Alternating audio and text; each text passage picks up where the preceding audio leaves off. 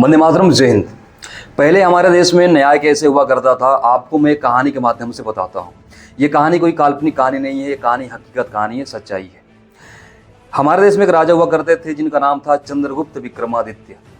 उनके दरबार में एक मुकदमा गया। मुकदमा क्या था कि बच्चा एक था और माँ दो थी। पहली माँ बोलती थी कि मेरा बच्चा है, दूसरी माँ बोलती थी कि मेरा बच्चा है।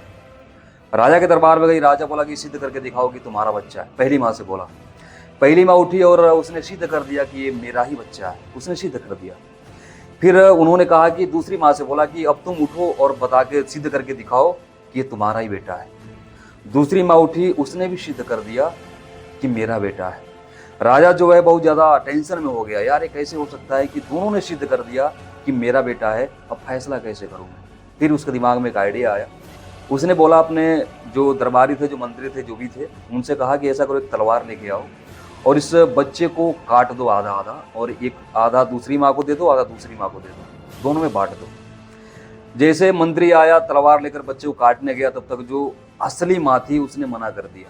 बोली कि राजा साहब, इसको बच्चे को मत काटिए, ऐसा कीजिए इस पूरे बच्चे को दूसरी माँ को दे दीजिए, कम से कम बच्चा जिंदा तो रहेगा।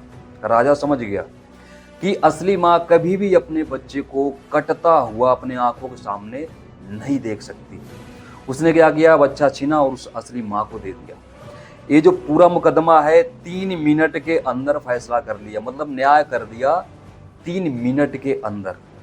अब थोड़ा सा कल्पना कीजिए, थोड़ा सोचिए, यही जो मुकदमा है सुप्रीम कोर्ट में चला जाए, मेरे ख्याल से कि 20 साल तक तो ये पता ही नहीं चलेगा कि बच्चे की असली माँ कौन है। और हो सकता है कि दोनों माँ मर जाएं, फिर भी ना पता चले कि बच्चे की असली माँ कौन थी, और मुकदमा चलता रहे।